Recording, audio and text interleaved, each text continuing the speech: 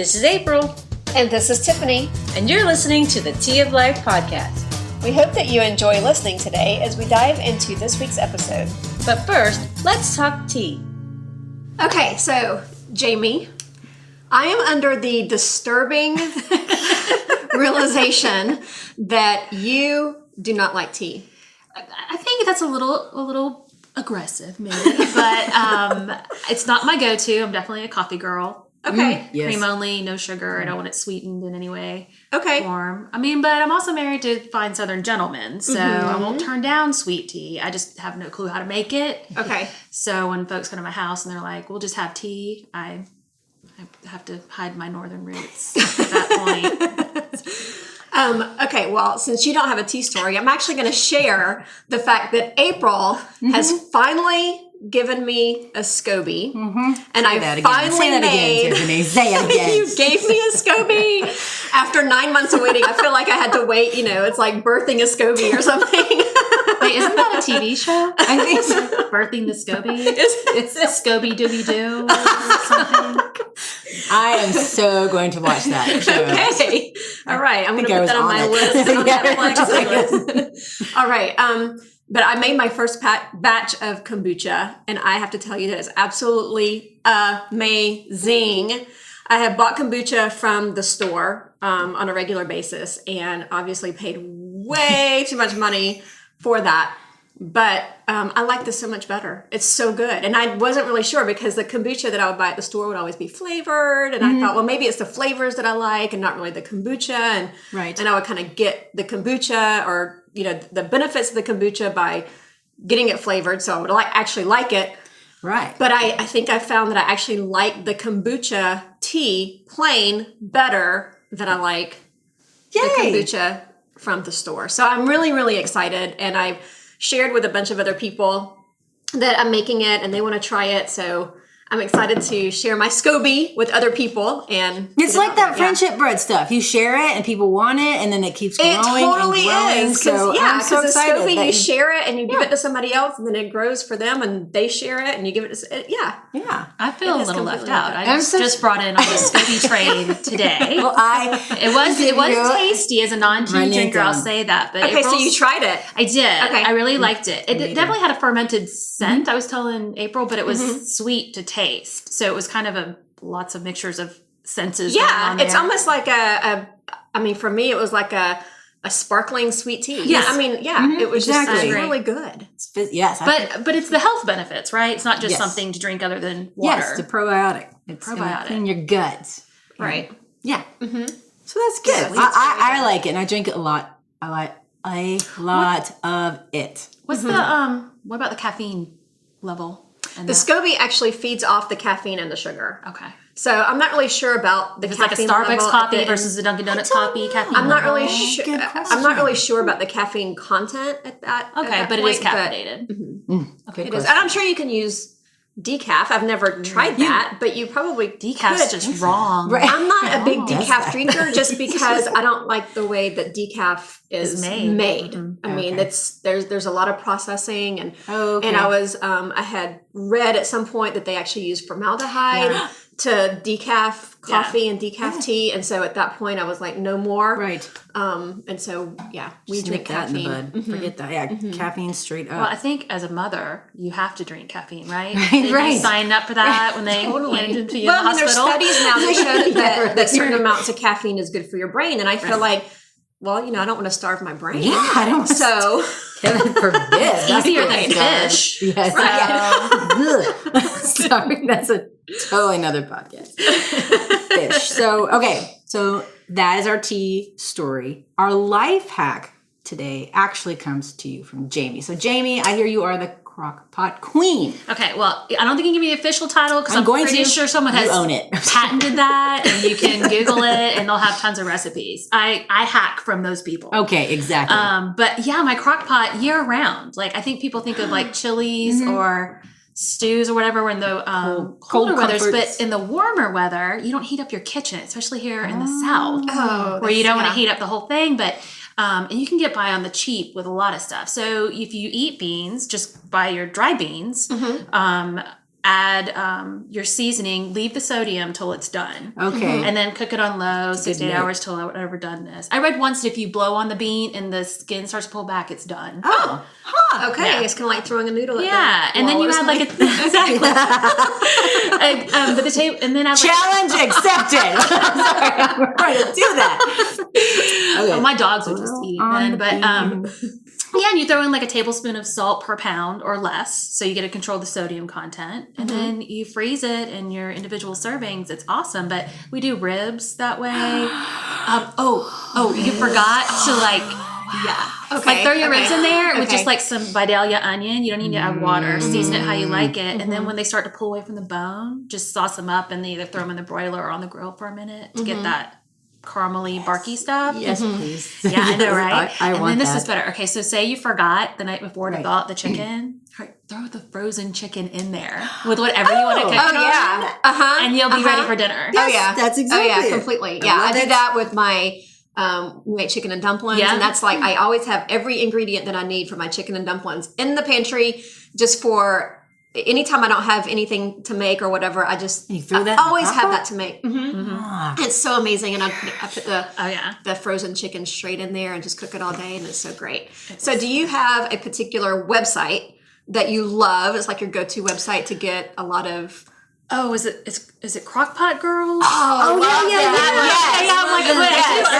it's on my favorites, and I pull it up. But even if those of you who might be watching calories for the LBs, Skinny Taste, she has a whole Crockpot section as well. I found some really good stuff there.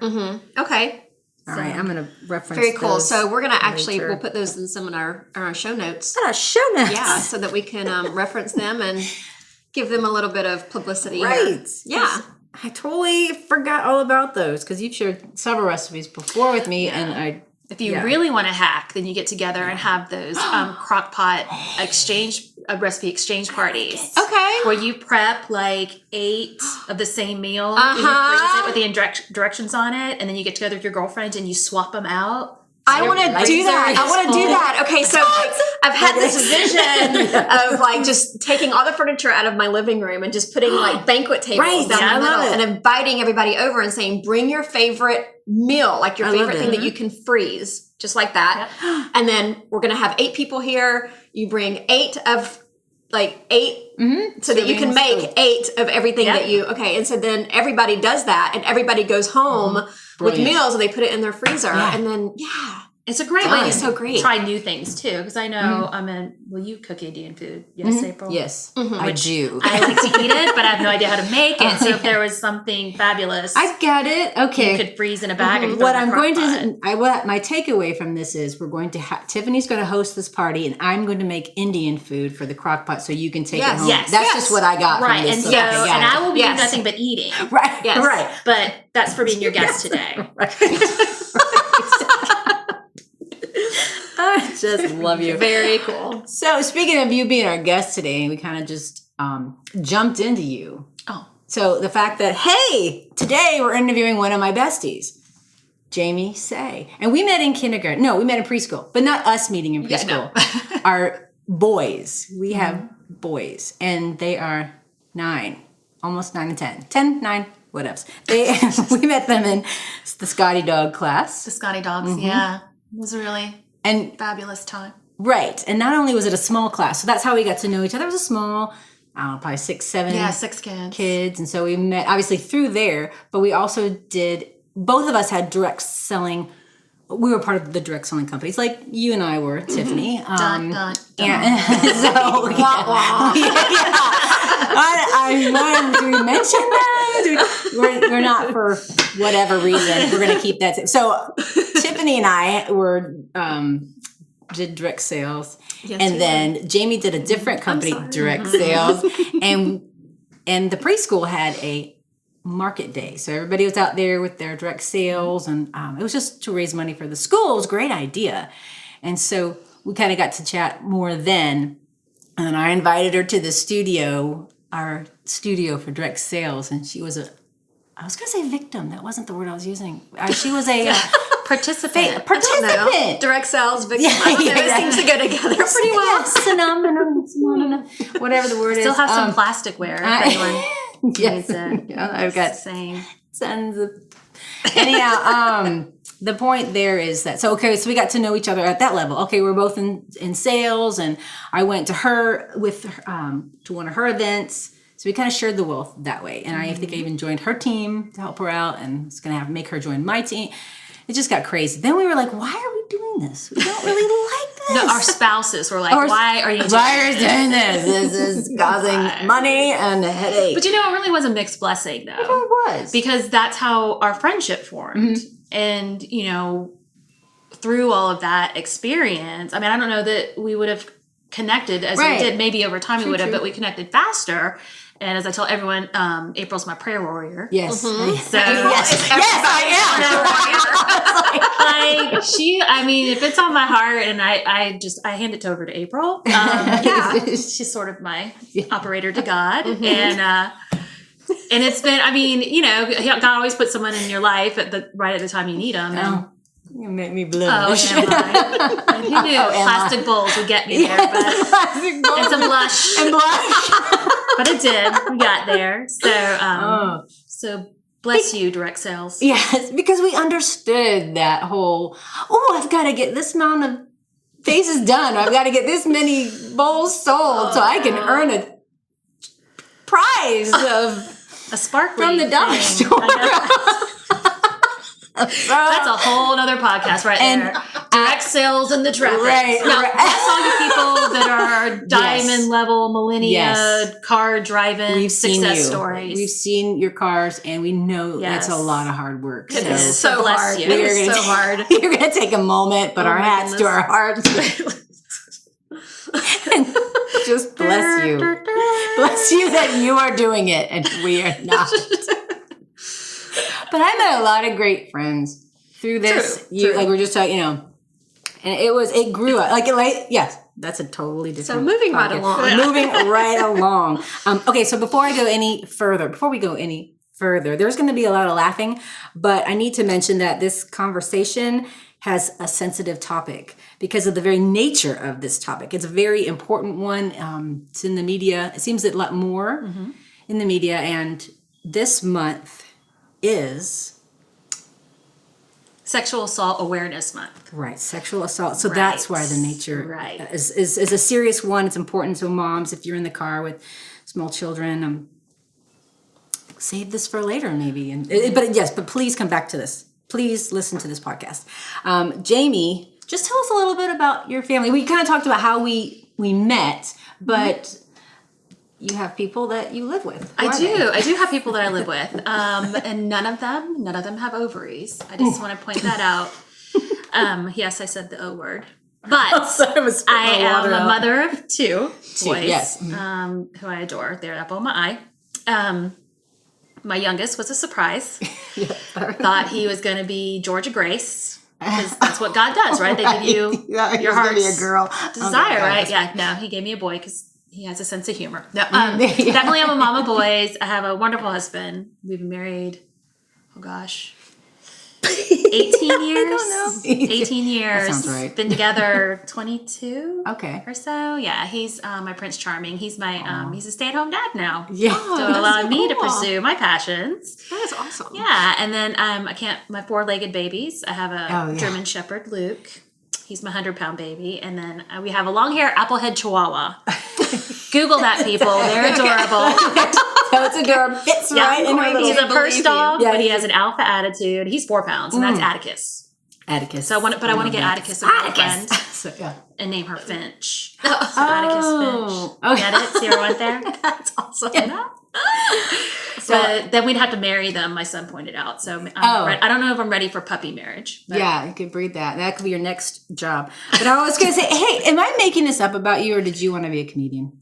Because you're funny as anything. That's hilarious. But that is one of those, like, if I could do anything in the world, I think I would do that. But if we believed in reincarnation and you would go at a job that you could pick. Yeah. Well, the hours kind of stink. Oh, yeah. Which is kind of ironic since I'm about to tell you about my current hours that are pretty bad. But Yeah, but I realize through what I do now, which we'll get into, God equips us with our gifts. Mm-hmm. And you wouldn't think with what I do that being able to make someone laugh would be a part of it, but it's probably one of the biggest God-given gifts that I bring to my profession is just that ability to take something heavy and sort of, what's what I'm looking for? Not elevate, not still alleviate, validate it, but something ate. Validate? That's my word. No, not elevate, alleviate. Anyways, sort of lighten it up a little bit. Right. Yeah, so I essentially am a comedian, just not on stage in a smoky room. Right. That is awesome. She said not on stage in a smoky room. Yeah, secondhand smoke. But before I became a mom, is that what you want to know about? Back when I was just known as Jamie and not somebody's mom. What did you? Yeah. I went to school. Yeah, yes. I went to school. You can plug the. Yes, thinking I went to the University of Georgia. Them. Yes. Go dogs. Sick 'em. And I thought I was going to be a lawyer, and I got a degree in anthropology, thinking I'm going to do like civil rights law or something like that. And then I worked at a law firm and was like, wow, I don't really want to do this. So I started volunteering at Athens has a really fabulous midwifery clinic. And I started volunteering there, and I'm like, oh, that's what I want to do. I want to deliver babies. So I went to nursing school at Emory, got my master's in nurse midwifery. Yes, that's how you say it. Midwifery. I did that for a while. So how many babies did you deliver? Oh my gosh, that's a really good question. I never really counted. I never really did count, but it's funny. The other day we were talking about clean sweeping earlier, and I ran across this box of, it's going to get me checked up, of like thank you notes and pictures of babies I delivered. And I just forgot it was there, the notes people had sent and all that. So that was really a blessing in life. I don't want to do it anymore. Right. When I left it, I was done. And I actually went to a pharmaceutical company and realized that I'm not built for the corporate world. I'm not good at sitting at a computer. I gotta talk. I have to talk to people. I know that's hard to believe, but I really feel like I need to talk to people and touch people and interact and all of that. So I went back to midwifery just like one day a week after I had my kids. And then I ran across an article about sexual assault nurse examiners. And I was like, it kind of struck me. It was a random little teeny tiny article about them. And that always kind of stayed on my heart. And I think you and I were talking about human trafficking. Yeah, we talked about one of the churches in our local area does the ride. You can ride along in a van, and they'll present. They'll just meet women they know where they are on the street, and they'll meet them with a rose and a card, and they'll say, "Hey, I want you to have this, or you can come back." To try to get them off the street. That's what it was. We were talking about trafficking, and then and I knew you kind of shared your heart at that point when you came across. Right. I remember you talking about. I mean, as far as a mission field, that definitely is what calls to me. And it just so happens it sort of parlayed into a job. But yeah, human trafficking, that's a whole nother podcast. Yeah. But that's tough work, and it takes a lot eventually to have someone to stop working in that industry. It's a whole process. I have a friend, that, like you said, another podcast. I have a friend who helps with that. She has another business that she helps run to make money for girls who come off the street and gives them a job and things like that. So, and I would like to point out, human trafficking isn't just within the sex industry. I mean, it's seasonal workers as well that are literally trucked from place to place, and then it's almost like an indentured servant, sort of. Yeah, so it's not just that. I mean, that's what I focus on, given my background, but it's. Yeah, and it's all everywhere the world. If you don't think it's in your neighborhood, you're wrong. Right. I know. Sadly. That is. So that's great for this month. Not great, but for the month of April to bring awareness. Like people, it's not something we can sweep under the rug anymore. We have to talk about it, and we have to. So in that aspect of, so Levi, I remember when you found out you were pregnant with him and you were still doing some midwifery, and then you stopped to be stay-at-home. You did direct sales, and then you were talking about trafficking, and that's when you came across this position, the SANE position. And I went about it all backwards. Do you remember that? Yeah. Okay, so most people go to an assault center and say, most nurses, excuse me, you do have to be an RN. Right, first, okay, so you have to be...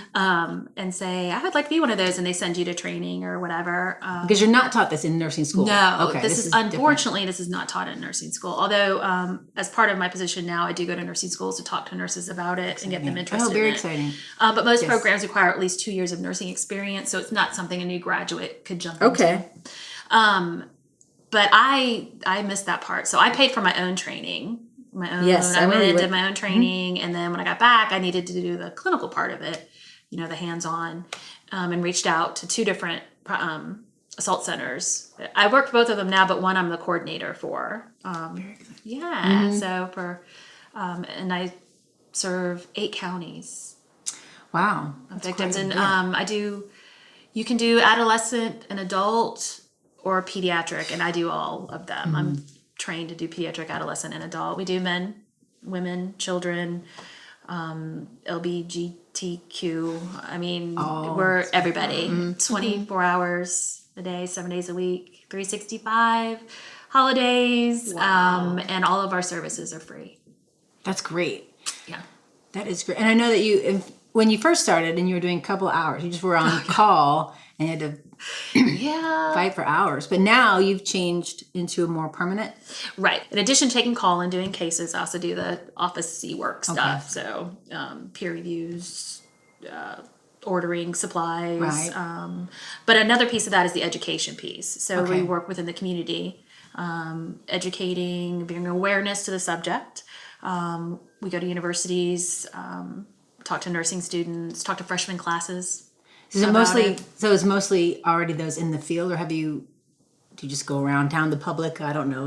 Well, at our center, we actually have 2 people that work in, they're advocates that work in the education piece. That's their full-time job, is going to, I think they start in middle schools and high schools, teaching safe dating. Okay. Right. Okay. And then we do community fairs and health expos, very cool. women's expos, things like that. Our booth is the sexual assault awareness booth. Are people kind of receptive to you, or are they kind of shy off? Like, this is uncomfortable? How do they approach you? I think it's kind of a combo. I mean, first of all, I don't let you walk by without coming to get one of our little trinkets we have on the table. I'm just like that. I want to talk. So everyone agrees that it's a good thing that we're doing. Some are more comfortable to ask more questions, and others are like, I'll let my daughter know, and I just want to be like, well, no, it's important that you know this too, Right. And I think overall they're very receptive, but I think we don't really want to talk about it a lot, and I get that. I mean, it's a personal tragedy that's happened to somebody, and I understand that part. But if we're our whole thing is like darkness to light. Like we can't fix this. We can't improve this if we don't just talk about it, and letting victims talk about it without feeling shame. I think that's probably people, they feel dirty. They feel shamed. They feel they're embarrassed. Yeah. And maybe feel like it's their fault. More often than not, guilty. Yeah. It's guilt. If I hadn't done this, if I hadn't gone there, if I hadn't, and I feel like that's a super important part of my job. I mean, I am the forensic nurse, so I am there for the medical piece as well. Right. I'm doing the head-to-toe assessment. I'm making sure you're physically okay. I'm also collecting evidence to hopefully put the bad person away. But I think for me, the more important calling of it is that I'm the first step in this person getting back to their new normal. So if I'm not compassionate, if I'm not loving, if I'm not embracing you and your pain, I'm not helping you get back on that path. So I think that's the nursing part that's very important. And I always ask permission, of course, but I love to lay hands on people. I love to ask if I can pray for them. If it just needs a hug. And sometimes, and I talk to nursing students about this, sometimes you just need to put the pen down. Right. Look the person in the eyes and listen. Just listen. Right. Person to person. Exactly. And I definitely think it's a challenge nowadays with, our technology where we don't actually look at people and learn to read expressions and body language and things like that. And in the previous episode, April and I were talking about counseling and just having somebody listen just so somebody can tell their story is so freeing. Just those words don't have power anymore because they're not kept inside of us. And once they're out, it's like they lose their power. Right. And then all of a sudden there's healing just in those spoken words, just having somebody listen to them. Right. Well, and that's part of the recovery too. The centers all offer free counseling services as well. So it's not just we do the forensic exam, we're done. And then you're done. Bye. No, we offer support services as well, and like I said, it's all free, and that's from, once again, our children to our adults or whatever. So if I was just thinking about whatever age this person might be, if something uncomfortable happens to them, what's their first step? Like, do people know what to do? Like, if I've been assaulted or if I've been, what would I do? Most people go to the emergency room, which we wish they kind of skipped that part. Obviously, if you have an urgent medical need, to go there. But there are crisis lines in every state, and that's the one you want to call. You'll get in touch with a advocate, a SANE, which is me, and law enforcement. How do people know these crisis lines? Like, I don't know. Well, there's billboards. That's part of the going out in the community and educating. Got it. And we hand out cards left and right. We start, college campuses, most of them have a freshman orientation. A lot of times we ask them to put it in their phone, hoping they never need it, but they might need to call it for a friend. But if you go to the ER, that's fine too. We'll get to you. Now, children, that's different. You have to call anyone under 18, you have to call law enforcement. As an adult, you can choose whether or not to call law enforcement, but you can still get an exam done by me. I can do the exam. We call those Jane Doe cases, or John Doe. We'll hold the evidence for a year, giving you time to decide whether you want to go forward with prosecution or not. And then you sign a form to dispose of it if you decide not to go forward. But 18 and under, you have to call law enforcement. It's a mandatory reporting. What are the ages that you mostly have seen so far in your? I think it goes pretty much along with national statistics. I mean, it's the preteens to early 30s probably are the most of our cases. Mostly women, although it's not unusual to see men. I just, with the internet now, it's something. Just because my children are younger, I don't have teenagers yet.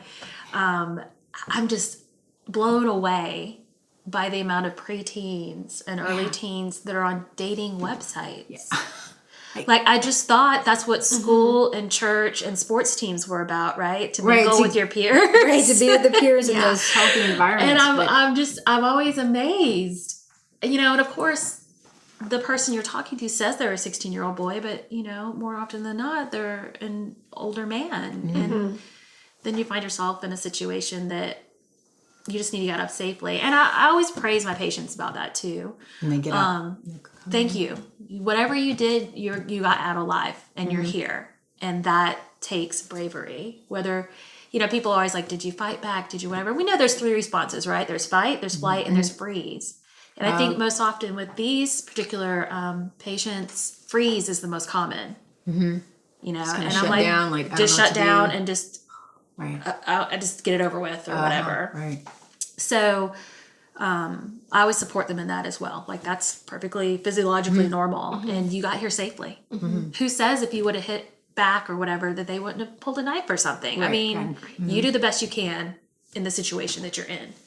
Right. Nobody plans for it. Nobody's like, okay, step 1, I'm going to. Yeah. Right. I get that. And so I think that's another thing, I think we train our girls or talk to our girls about self-defense and, things like that. But, we were talking earlier, as a mom of boys, I want to teach my boys not to be perpetrators. And I don't mean, go grab someone off the side of the street. I'm like, if you see a friend of yours about to make a bad decision, I need you to be the voice of reason. Step in. I need you to not say it's not my business. If someone is incapacitated, you need to help be their voice, So, like I said, we've talked about before, I just feel an immense responsibility to raise really good men that don't think that, she didn't say no. Right. Well, that's because she couldn't. Right. So, but even be aware of your friends. Right. Situations. And I know we were talking earlier about our, teaching our boys. Obviously, we'll teach them to wait for a marriage. That's what in the perfect world, yes, they will have a covenant marriage and they will have waited, and but if your friends aren't having that same idea, it's like how to say no, how to help your friend, not, like you said, not make that bad choice. And no is always no, yes is no, and we take maybes no. It's always no. Just treat. That old saying, like when we were, I remember growing up and in either church or somewhere, they would always tell you to treat your, maybe treat everybody like your sister or your brother, and then like, so you don't, when you're thinking about, should I, hold this person's hand or get a little, is if you just treat that person that you're talking to on a date or not just like your sister, then, that'll help you kind of curb how far you take things. So just stick up for that person. I don't know where I was going with that. Was it that saying by Dumbledore? It's a strong man to stand up to his enemies, but a stronger man to stand up to his friends? Yeah, is that a Harry Potter reference? Yeah, I just threw a little HP in. Love Harry Potter. Sorry. There's a Dumbledore. I'm not sure I just messed the whole thing up, but my husband and I talk about that a lot. That you need to be able to stand up to your peers as well. But so that's a big responsibility, I feel, as a mother of boys, for sure. Little guys, we teach stranger danger and good touch, bad touch, whatever. Right. But do we talk to our teenage sons about respect for yourself and for others? Right. But it's such a battle to deal with in a secular world. Because of what the images they're bombarded with and the casualness, the easy access, intimacy. I mean, there's so much. It's like I want to put him in a bubble and keep him there, and I'm okay with that until he has on. We talk about this. Until he's fully in the armor of God, I'm gonna keep them in that bubble as long as I can. And I don't think that makes me a hover parent or overprotective or anything. But it's not going to be any easier as they get older, and I want to give them those tools. So that is awesome. So they're in a bubble. And I'm totally okay with as much as my kids being in a bubble. This has been very informative. I'm just, as we're looking at the time, I know that, one of the things, and I might just ask you to kind of write some of these or a blog. Okay. I will say, if anyone out there has a nursing background, it doesn't matter what type of nursing background. Mine happens to be women's health. I think a lot of SANEs are ER nurses. Because I've seen that. But we have one who's a bone marrow transplant nurse or whatever. Oh, cool. As long as you have that nursing experience, you can be taught the rest. So if you're interested, whatever state you're in, just Google how to be a SANE? Rape Crisis Center or SANE. Rape Crisis Center. Yeah. In Georgia, it's the Georgia Network to End Sexual Assault, GANESA. So you go there and they have all the training opportunities and things like that. And easily the state of Georgia needs at least 1,000 more and thousands across the country to do what we do because it's so specialized. Right. Most people do it in addition to a regular job. Okay. They just take a couple call hours, shifts a week or whatever. But some places work right out of hospitals, so you can make it a full-time job as well. I definitely say the blessings are just numerous with this position. So I definitely encourage anyone to look into it. I think so. And it is a great fit for you because I know you and you love people and you just want to see the good in people and like you said, validate put bad guys person. away too. Yeah, and put them bad guys away. That was the other piece. We do go to court as well and testify. Right. Oh gosh. So if you have that Law and Order CSI gene in you, you get to express that as well. But this is actually, it's funny. When I look at my CV, which is, most people call it a resume, but apparently in medicine we call it our curriculum vitae. Or something like that. I don't know Latin. Story of my life, story of a life, or something like that. Anyways, when I look at it and all the things I've ever done, it's like this big giant red arrow that says, "This is what you're supposed to do." I definitely. This is why I put you here, and so the blessings just keep coming from that. It took me long enough. I'm not going to tell you my age to get there. It was a windy road. Right. But it's definitely a calling and a passion, and I love what I do. And it shows, it shows definitely. For sure. Had a detective say I was the happiest SANE he ever met. There you go. Yeah. I was like, I think that's a compliment. And it's hard probably to stay that way in the field that you do. But just when and just reminding yourself that God has a bigger plan for these women, and they are just as important. And I'm his hands. And you're I'm literally his hands here in this with, and in this field too, you work with a lot of homeless people with backgrounds that nobody would want to have, abusive parents or spouses or things like that. So they're truly the broken, and it's a blessing to be able to serve that population. For me, it is. So if I can help put one piece back together, then I feel like maybe I'll get a pat when I get to heaven. You're like, good job. Not so bad down there. We'll overlook this maybe part. a little. No, I'm just kidding. Fist bump. With St. Peter.